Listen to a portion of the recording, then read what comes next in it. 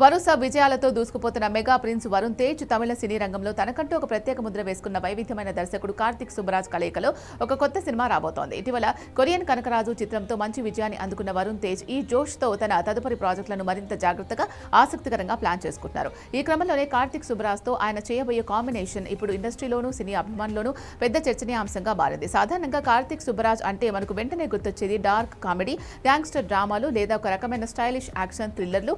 Pizza, Jigarthanda, పేట్టా వంటి సినిమాలతో ఆయన తనదైన మార్కు వేసుకున్నారు.